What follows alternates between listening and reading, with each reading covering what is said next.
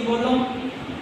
এর আগের দিন আমাদের চেঞ্জ সার্ভে কমপ্লিট হয়ে গেছে আজকে আমরা নতুন একটা চ্যাপ্টার চালু করছি কি না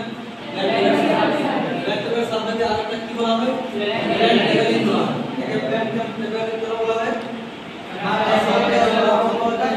সমতল প্ল্যান প্ল্যানের মিনিং কি সমতল ঠিক আছে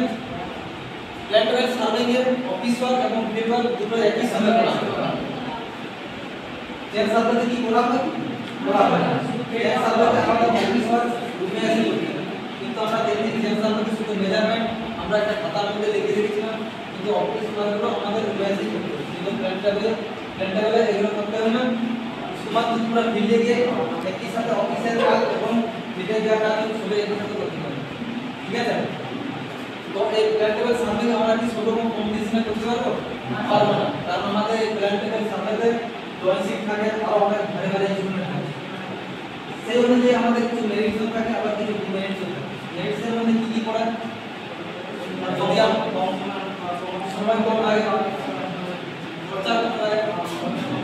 আমাদের যে সকল আবার অন্যান্য যে সকল সার্ভেগুলো আছে যেমন কম্পাস সার্ভে আছে থিওডোলাইট সার্ভে আছে জেম সার্ভে আছে টোটাল স্টেশন আছে এই সব সার্ভে তুলনায় আমাদের প্র্যাকটিক্যাল সার্ভেতে অনেকটা খরচা কম হবে এবং আর কি কি আছে কোন স্কিল লেভেলের প্রয়োজন হয় কি কোন স্কিল লেভেলের প্রয়োজন হয় আর কি আছে কিছু ডিমেরিট কি আছে যদি হাই লেভেল বা ওয়েট ক্লাইমেট আছে সেই ক্ষেত্রে আমাদের অনেকটা অসুবিধা হয় ওয়েট ক্লাইমেটে কি হয় না আমাদের যে ড্রয়িং শিটটা আছে সেই ড্রয়িং শিট বাতাসের আর্দ্রতা বা হাওয়ার মধ্যে